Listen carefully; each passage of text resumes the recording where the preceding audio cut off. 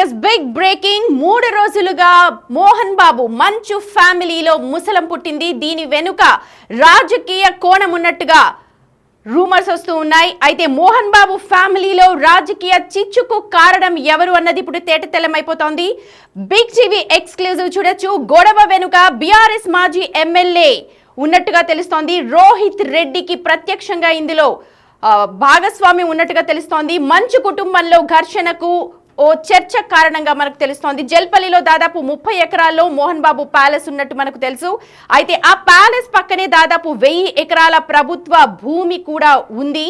ఈ భూమిపైనే రోహిత్ రెడ్డి అలాగే ఆయన తమ్ముడు రితేష్ రెడ్డి ఇద్దరు కూడా కన్నేసినట్టుగా మనకు సమాచారం. మంచు మనోజ్తో పైలట్ రోహిత్ రెడ్డికి చాలా సన్నిహిత స్నేహం ఉంది. జల్పల్లిలో ప్యాలెస్ ఆ పక్కనే ఉన్న భూమి పైన ఈ ఇద్దరు అన్నదమ్ముల కన్ను పడింది. ఆ ప్రభుత్వ భూమిలో ఫిలిం సిటీ కట్టాలి అని ప్లాన్ చేసుకున్నారు. దీనంతటికీ కూడా 2020లో అంటే కరోనా టైంలోనే స్కెచ్ పడ్డట్టుగా మొత్తం పునాదులు పడ్డట్టుగా మనకు సమాచారం ఉంది. అప్పటి పర్యాటక శాఖ మంత్రి శ్రీనివాస్ గౌడ్తో కూడా చర్చలు జరిపినట్టుగా మనకు తెలుస్తోంది. ప్రభుత్వ భూమిని లీజుకు తీసుకొని దాంట్లో 2020లోనే ఎంఎంసిటీ ఎంటర్టైన్మెంట్ ప్రైవేట్ లిమిటెడ్ పేరుతో కూడా ఆ టైటిల్ ని వాళ్ళు రిజిస్టర్ చేసుకున్నారు. అదే మీరు చూడొచ్చు బిగ్ టీవీ స్క్రీన్ మీద రిక్వెస్ట్ ఫర్ ఇమీడియట్ యాక్షన్ అని మనం చూడొచ్చు. మంచు మనోజ్ అక్కడ మనం చూడొచ్చు. పైలట్ రోహిత్ రెడ్డి తమ్ముడు రితేష్ రెడ్డి పంచుకుల దీని అంతటికీ కూడా కారణంగా మనకు తెలుస్తోంది. ప్రత్యక్షంగా రోహిత్ రెడ్డి పైలట్ రోహిత్ రెడ్డి పేరు కూడా వినిపిస్తున్నట్టుగా మనకు తెలుస్తోంది. మొత్తం ప్యాలెస్ ను అలాగే పక్కనున్న 1000 ఎకరాల స్థలాన్ని కూడా మొత్తం కబ్జా చేయాలి అన్న ఒక ప్లాన్ తో వీటన్నిటికీ కూడా పావులు కదిపినట్టుగా మనకు సమాచారం.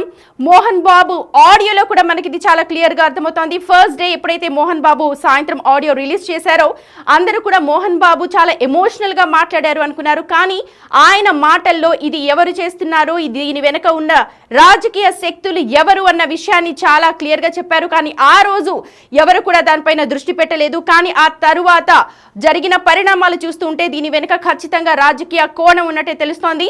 ఫస్ట్ డే మోహన్ బాబు ఏం మాట్లాడారో ఒకసారి మనం విందాం. ఎవరు ఏ అధికారి ఫోన్ చేశాడు, ఆ అధికారికి ఏ పొలిటీషియన్ చేశాడు, అది వాళ్ళకే వదిలేస్తున్నా. కాబట్టి వాళ్ళు పోలీస్ కంప్లైంట్ ఇచ్చినా కూడా మేము సంబంధం లేదని అంటున్నారు. కాబట్టి నేను నా బిడ్డను నిన్ను నాపు చేస్తున్నా. నువ్వు ఇంట్లోకి వచ్చే అధికారం నీకు లేదు. నువ్వు వచ్చి నీ బిడ్డను తీసుకెళ్ళు.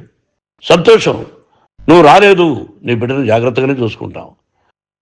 Take care your daughter.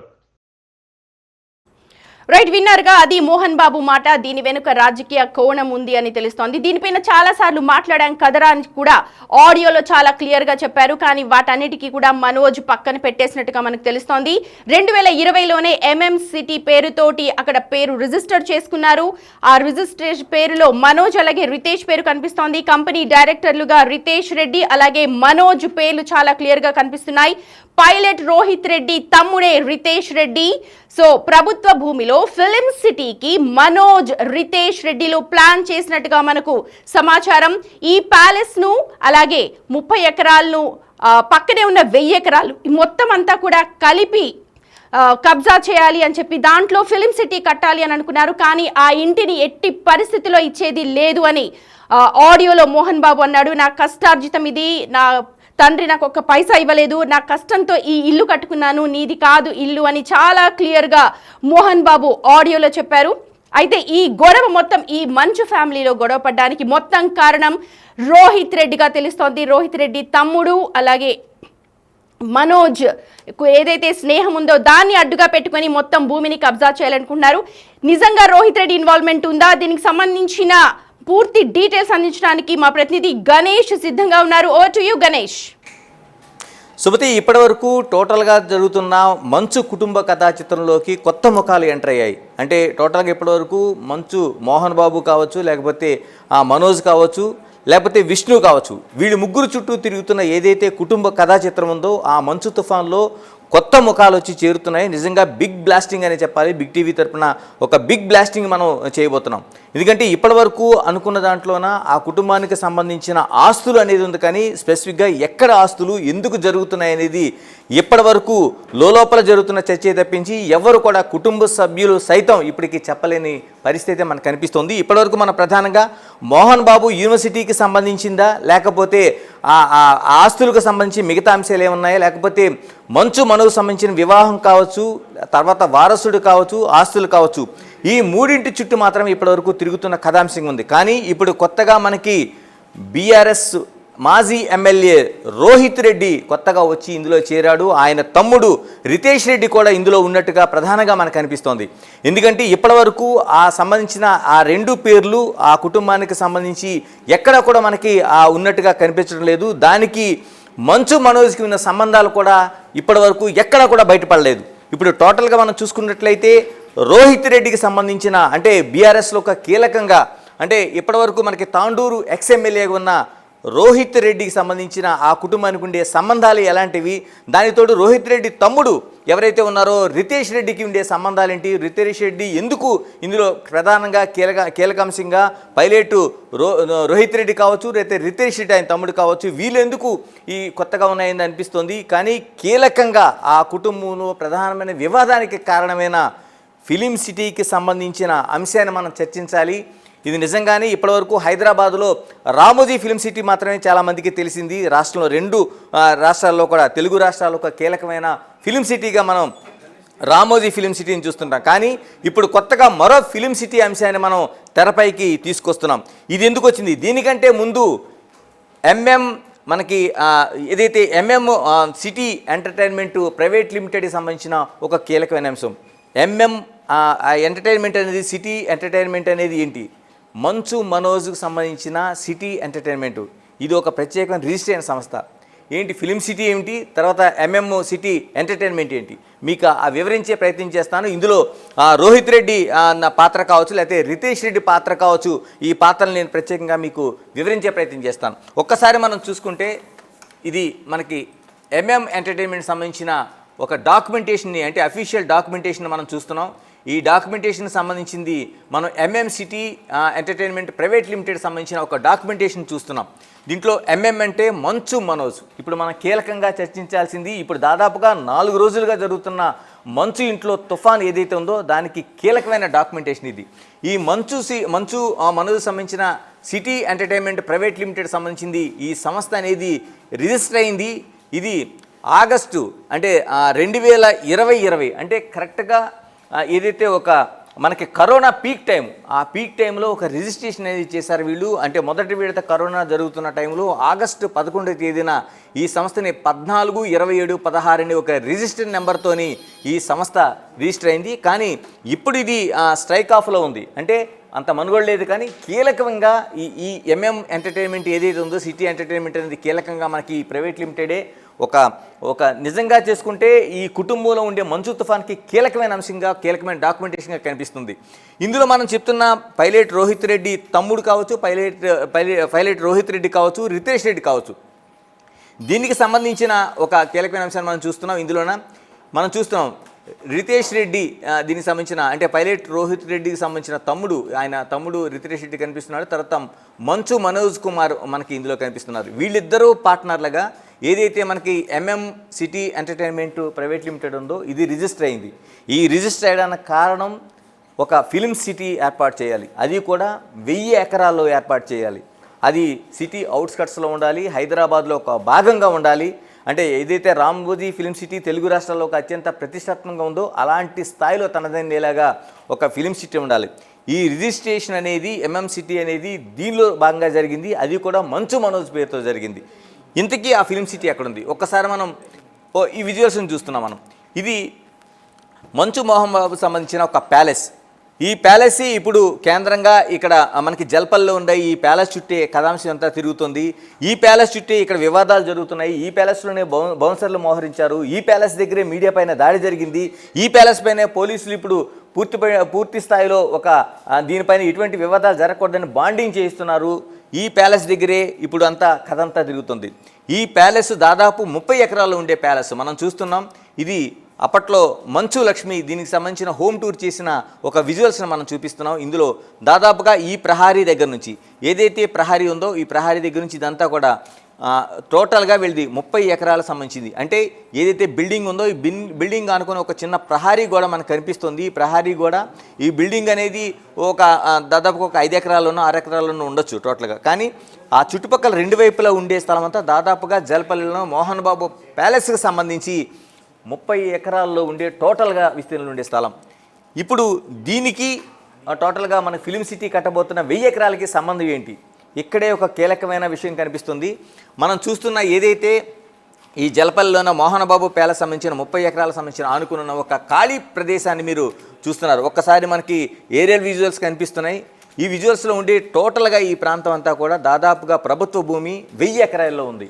1 కాదు 2 కాదు 1000 ఎకరాల్లో కనిపిస్తున్న ఈ భూమి ఏదైతే ఉందో ఇది మొత్తం టోటల్గా ప్రభుత్వ భూమి. ఇది కూడా జలపల్లిలో ఉన్న మోహన్ బాబు ప్యాలెస్కి ఆనుకొని అంటే దానికి ఆనుకొని ఉన్న భూమి.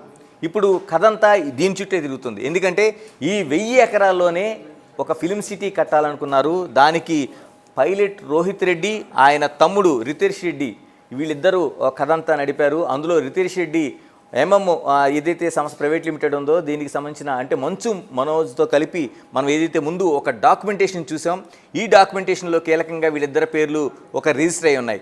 అంటే ఈ ఫిలిం సిటీ నిర్మాణానికి ఒక సంస్థ అనేది ఎంటర్టైన్మెంట్ సంస్థ ప్రైవేట్ లిమిటెడ్లో రిజిస్టర్ కావాలి కాబట్టి దీన్ని 2020 ఆగస్టు 11వ తేదీన రిజిస్టర్ చేశారు. ఈ సంస్థతోని ఫిలిం సిటీ 1000 ఎకరాలు నిర్మాణం చేయడం కోసం చేశారు. మరి ఈ కథ అంతా తిరగడం కోసం ఇప్పుడు కీలకంగా దీంతో ప్రభుత్వంతో చర్చలు జరపాలి. దీనికి సంబంధించింది కూడా ప్రభుత్వంతో చర్చలు జరిగేయడానికి అనేక మనకి సాక్ష్యాలు కనిపిస్తున్నాయి. దీనికి ఎందుకంటే ఆయన బీఆర్ఎస్ ఎమ్మెల్యేగా ఉన్నారు కాబట్టి అప్పట్లోన రోహిత్ రెడ్డి దానికి సంబంధించిన కేటీఆర్తో కూడా చర్చలు జరిగినట్లు చెప్తున్నారు. ఆ తర్వాత కీలకంగా పర్యాటక మంత్రిగా ఉన్న శ్రీనివాస్ గౌడ్ ఏదైతే శ్రీనివాస్ గౌడ్ సంబంధించిన ఆయన కీలకంగా ఇందులో శ్రీనివాస్ గౌడ్ ఇందులో ఆయన్ని సంప్రదించారు.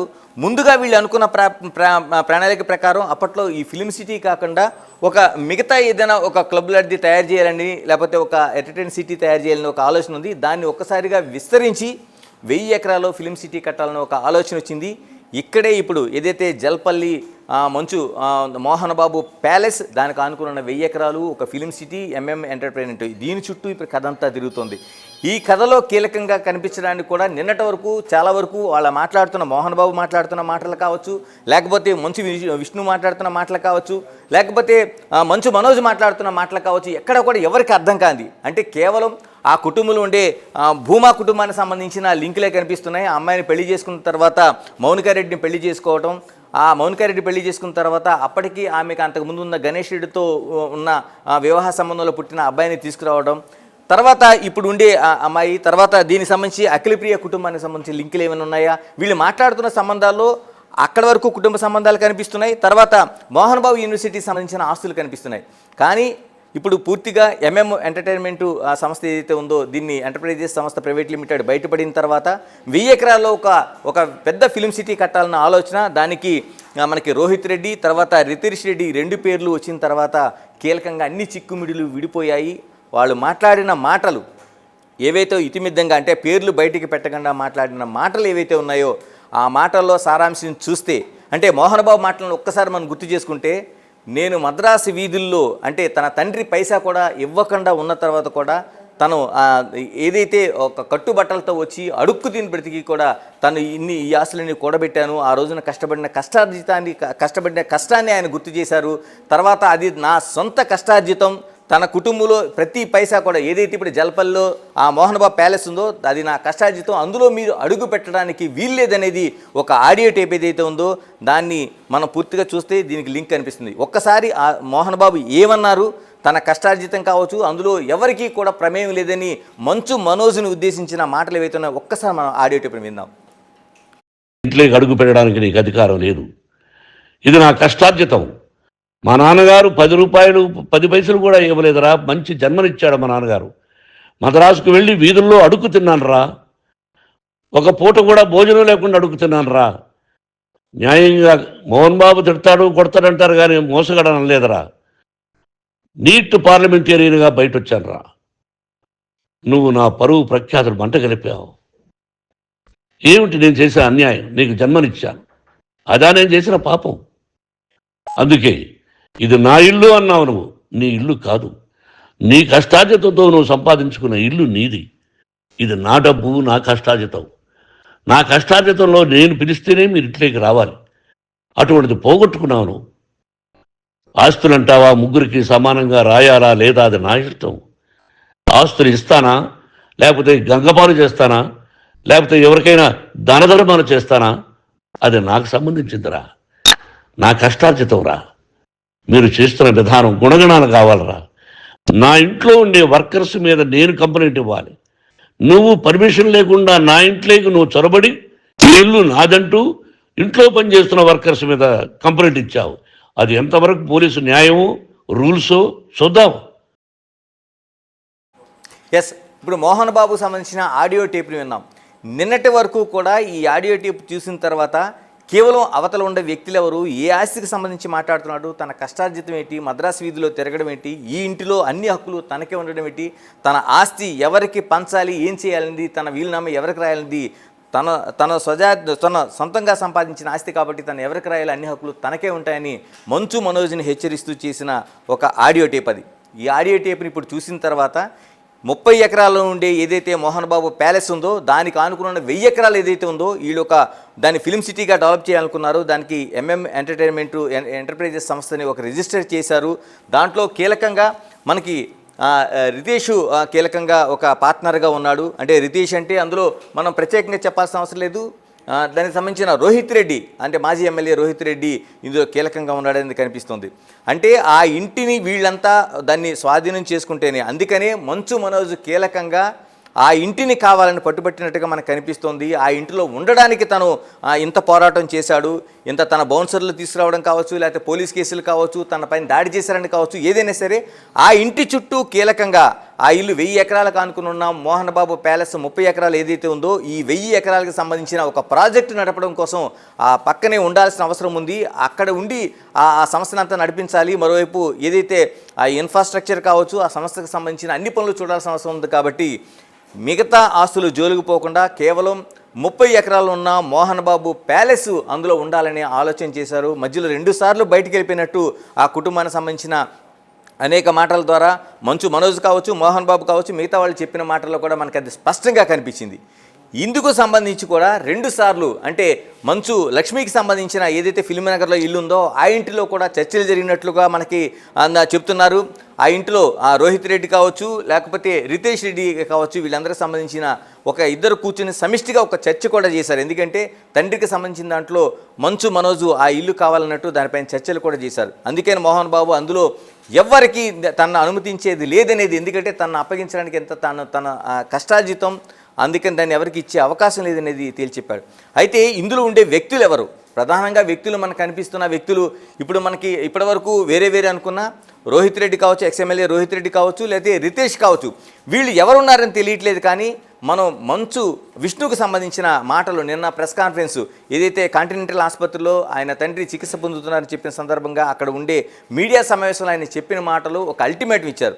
ఇందులోనూ కుటుంబ సభ్యులు ఎవరో కాదు, బయట వ్యక్తులు. అంటే అంతకుముందు మోహన్ బాబు కూడా ఒక మాట అన్నారు, ఇందులో ఎవరి ప్రమేయం ఉంది, తాను కేసు పెట్టిన తర్వాత కూడా బయట నుంచి పొలిటికల్ లీడర్లు కొందరు దాన్ని ప్రభావితం చేస్తున్నారు, దాన్ని అంటే ఉన్నవాళ్ళు మేము కుటుంబ సభ్యులు తప్ప మిగతా వాళ్ళు ఎవరు ఉండొద్దని పంపిస్తూ నేను ఎవరైతే వద్దంటున్నానో మంచు మనోజ్ని కూడా ఉండమని చెప్తున్నారు. కాబట్టి అందులో పొలిటికల్ లీడర్ ప్రమేయం ఉందని కూడా ఆయన స్పష్టం చేశారు.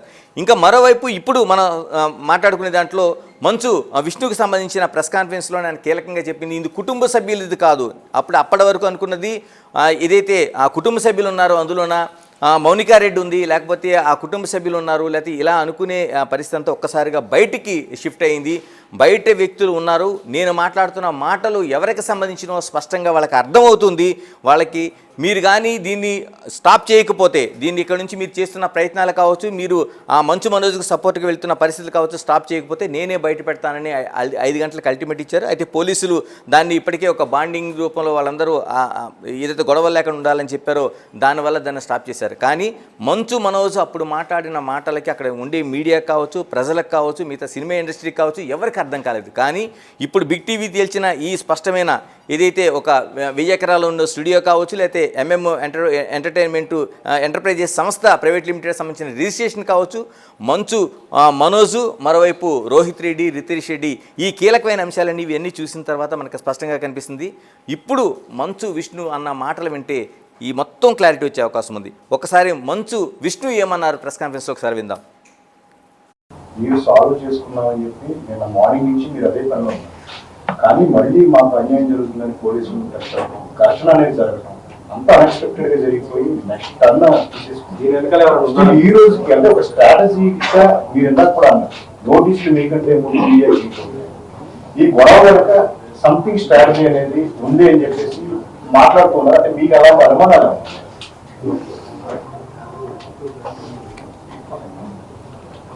ఏది మాట్లాడినా ఇప్పుడు కాంట్రవర్సీ అవుతుంది. ఈరోజు ఈవినింగ్ దాకా వీఆర్ గివింగ్ ఛాన్స్ ఇన్వాల్వ్ అయిన వాళ్ళని టు బ్యాక్ ఆఫ్, లేకపోతే మీ ముందే చెప్తాను పేర్లను.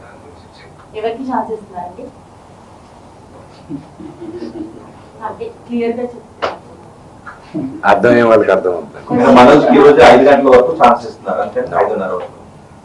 I never give time to the family.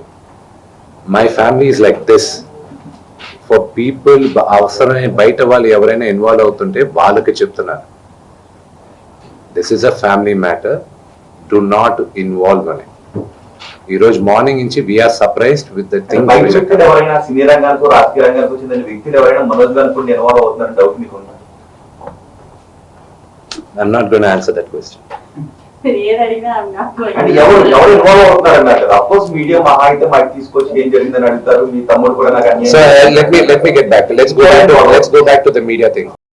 Yes, ఇది ఇప్పుడు టోటల్గా ఉన్న ఒక పిక్చర్లో ఒక మనకి క్లారిటీ వచ్చింది. ఎందుకంటే ఇప్పటివరకు మంచు తుఫాన్లో ఎవరున్నారు, దేనికోసం జరుగుతుందని ఒక క్లారిటీ మిస్ అయినా ఇప్పుడు టోటల్గా జరుగుతున్న ఇష్యూ అనేది ఒక ఫిలిం సిటీకి సంబంధించిన 1000 ఎకరాల్లో ప్రభుత్వ భూమిని వాళ్ళు లీజుకి తీసుకొని మోహన్ బాబుకున్న 30 ఎకరాలు ఉండే ప్యాలెస్ను, దానికి ఆనుకున్న ప్యాలెస్తో పాటు అక్కడ కార్యకలాపాలు నడపాలనేది, తర్వాత ఎంటర్ప్రైజెస్ సంబంధించిన ప్రైవేట్ లిమిటెడ్ రిజిస్ట్రేషన్ కావచ్చు, మంచు దాంట్లో మంచు మనోజ్కి సంబంధించిన రిజిస్ట్రేషన్ కావచ్చు, అందులో పైలట్ రోహిత్ రెడ్డి ఎక్స్ఎమ్మెల్యే కావచ్చు, ఆయన తమ్ముడు రితేష్ రెడ్డి కావచ్చు. రితేష్ రెడ్డి అందరికీ తెలిసింది, అంతకుముందు ఆస్కారు అవార్డు పాటలో కీలకంగా ఉండే రాహుల్ సిప్లిగంజ్తో గతంలోన ఒక పబ్లో ఆయన వివాదం పడ్డాడు. అప్పుడు రితేష్ రెడ్డి అందరికీ సుపరిచితుడిగా బయటకు వచ్చారు. ఎవరి ఈ రితేష్ రెడ్డి అని తేలింది. ఆ రితేష్ రెడ్డి ఇప్పుడు రోహిత్ రెడ్డికి ఆయన తమ్ముడు. ఇప్పుడు కీలకంగా మనం కనిపిస్తున్నది, ఇప్పుడు ఏదైతే మనం ముందు మాట్లాడుకున్నామో, ఇప్పుడు ఈ ఏదైతే సంస్థ ఉందో సంబంధించిన సిటీ ఎంటర్టైన్మెంట్ ప్రైవేట్ లిమిటెడ్ సంస్థ, దానికి సంబంధించింది ఏదైతే ఒక కీలకంగా కనిపిస్తున్న 1000 ఎకరాల స్థలం, అందులో మంచు ప్యాలెస్, ఇవి అత్యంత కీలకంగా కనిపిస్తున్నాయి. ఇప్పటి వరకు వాళ్ళంతా కుటుంబ సభ్యులంతా హిడెన్గా పెట్టినా, పోలీసులకు ఇచ్చిన బాండింగ్లో దాన్ని స్పష్టంగా చెప్పలేకపోయినా, ఆస్తులు తగాదని చెప్తున్నా, కీలకంగా అతిపెద్ద ఒక ఇష్యూ అనేది మనకు కనిపిస్తుంది. ఇందుకోసమే ఆ కుటుంబ సభ్యుల మధ్య ఒక రేఖ ఏర్పడింది. అటు మంచు మనోజ్ దీనిపైన పూర్తిగా పట్టుపట్టడానికి ప్రధానంగా కారణం కనిపిస్తుంది.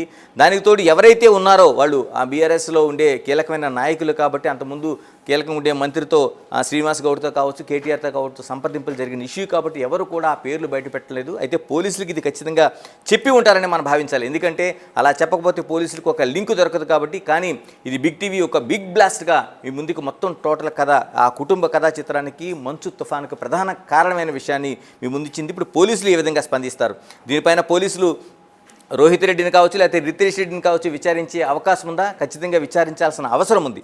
ఆ తర్వాత మిగతా అంశాలకి, అంటే సిటీ ఎంటర్టైన్మెంట్ ఎంటర్ప్రైజెస్ సంస్థ సంబంధించిన ఆ ప్రైవేట్ సంస్థకు సంబంధించిన ప్రైవేట్ లిమిటెడ్ సంస్థ సంబంధించిన డాక్యుమెంటేషన్ ఏంటి, దాంట్లో ఇంకా మిగతా ఎవరున్నారని కనిపిస్తుంది. ఎందుకంటే ఈ ఒక్క సంస్థలో మాత్రమే మంచు మనోజ్, రితేష్ రెడ్డి మనకి కీలకంగా కనిపిస్తున్నారు. మిగతా అనేక సంస్థలు ఉన్నా వాళ్ళ కుటుంబ సభ్యులు మిగతా వాళ్ళతో మాత్రమే పరిమితమైంది. ఇప్పుడు ఇంత కీలకమైన విషయంలో పోలీసులు ఏ విధంగా ముందుకెళ్తారు, దాన్ని అందుకనే మోహన్ బాబు కావచ్చు, లేకపోతే మంచు విష్ణు కావచ్చు, వీళ్ళు పట్టుబడుతున్న ఇష్యూ కావచ్చు, ఇంత పెద్ద అంటే కోట్ల రూపాయల విలువైన ఒక సంస్థకు సంబంధించిన ఆస్తి, దానికి ప్రభుత్వ డాక్యుమెంటేషన్ ఎంతవరకు జరిగింది, నిజంగా ప్రభుత్వ లావాదేవీలోన ఈ 1000 ఎకరాలకు సంబంధించిన డాక్యుమెంటేషన్ ఏమి జరిగిందా, వీళ్ళకి లీజుకి ఇవ్వడం కోసం ఏమైనా ఒక ముందుకు కదలిక వచ్చిందా, ఆ కదలిక ఎంతవరకు వచ్చిందనే అనేక అంశాలు బయటికి తేలాల్సిన అవసరం ఉంది. ఇదే ఇప్పుడు మంచు తుఫాన్లో ఒక కీలకమైన విషయంగా మనకి కనిపిస్తోంది. రైట్ గణేష్, మొత్తానికి చూడొచ్చు మంచు ఫ్యామిలీలో ఏదైతే ఆస్తి గొడవలు జరుగుతున్నాయో దాంట్లో పొలిటికల్ ఇన్వాల్వ్మెంట్ ఉంది అని మనకు క్లియర్ కట్ గా తెలుస్తోంది. ఇది మొత్తం కూడా ఇంట్లోకి రానివ్వకపోవడం, గేట్ దగ్గర ఆపేయడం మంచు మనోజ్ని, ఇవన్నీ చూసిన తర్వాత ప్రతి ఒక్కరు అనుకున్నారు ఎందుకు రానివ్వట్లేదు అని. కానీ కేవలం అది 30 ఎకరాలకు సంబంధించి కాదు, ఆ 30 ఎకరాలతో పాటు వెనక ఉన్న 1000 ఎకరాల ప్రభుత్వ స్థలానికి సంబంధించి కూడా అని ఇప్పుడు మనకు క్లియర్ కట్ గా అర్థమవుతోంది. జల్పల్లిలో ఉన్న మోహన్ బాబు ప్యాలెస్, ఆ పక్కనే ఉన్న ఖాళీ స్థలం దాదాపు 1000 ఎకరాల ప్రభుత్వ భూమిలో ఒక ఫిలిం సిటీని కట్టాలనుకున్నారు. ఆ ఫిలిం సిటీకి సంబంధించిన ఒక అగ్రిమెంట్ని కూడా 2020లో రాసుకున్నారు. రోహిత్ రెడ్డి తమ్ముడైన రితేష్ రెడ్డి, అలాగే మంచు మనోజ్, వీళ్ళిద్దరికి సంబంధించిన డాక్యుమెంట్స్ కూడా ఇందాక మా ప్రతినిధి గణేష్ చాలా క్లియర్ కట్ గా చూపించారు. ఈ మొత్తం వ్యవహారాన్ని అప్పటి నుంచి కూడా నడుపుతున్నారు. అందుకే మోహన్ బాబు ఆడియోలో కూడా గతంలో కూడా మాట్లాడుకున్నాం కదరా, నీకు ఇది క్లియర్ గా చెప్పాను, ఇది నా స్వార్జితం, నా ఆస్తి ముగ్గురికి సమానంగా పంచుతానో లేదో నీకు సంబంధం లేదు అన్నారు. అంటే ఆస్తి గొడవలని ప్రతి ఒక్కరు అనుకున్నారు, కానీ కేవలం ఆ ప్యాలెస్ 30 ఎకరాలు అలాగే దానికి సంబంధించిన 1000 ఎకరాల ప్రభుత్వ స్థలానికి సంబంధించి అని ఎవరు కూడా అనుకోలేదు. కానీ ఇప్పుడు క్లియర్ కట్ గా ప్రతి ఒక్కరు కూడా అర్థమవుతోంది. ఇందులో BRS ex MLA Rohit Reddy ప్రమేయం ఉన్నట్టుగా, ఆయన తమ్ముడు రితేష్ రెడ్డి ప్రమేయం ఉన్నట్టుగా తెలుస్తోంది. ఈ పూర్తి వ్యవహారాన్ని వెనకుండి నడిపించింది వీళ్ళే అన్నట్టుగా క్లియర్ కట్ గా అర్థమవుతోంది. మోహన్ బాబు ఆడియోలో కూడా రాజకీయ శక్తులు ఎవరున్నారో మాకు తెలుసు, విష్ణు మాటల్లో కూడా విన్నాం, ఇది మా ఇంటి వ్యక్తులకి సంబంధించిన హెచ్చరిక కాదు, ఇంట్లో వాళ్ళకి నేను ఎప్పుడు కూడా హెచ్చరికలు చెయ్యను, ఇది బయట వ్యక్తులు ఎవరైతే ఇన్వాల్వ్ అయి ఉన్నారో వాళ్ళకు తెలుసు, నేను ఎవరికి ఉద్దేశించి మాట్లాడుతున్నానని కూడా వాళ్ళకి క్లియర్ కట్ గా తెలుసు అని మాట్లాడారు. సో మంచు ఫ్యామిలీలో ఆస్తి గొడవలు ఇప్పుడు రేపడానికి ప్రధాన కారణం బీఆర్ఎస్ ఎమ్మెల్యేలు అలాగే రాజకీయ నాయకుల ప్రమేయం ఉన్నట్టుగా మనకి ఇక్కడ క్లియర్ కట్ గా అర్థమవుతోంది.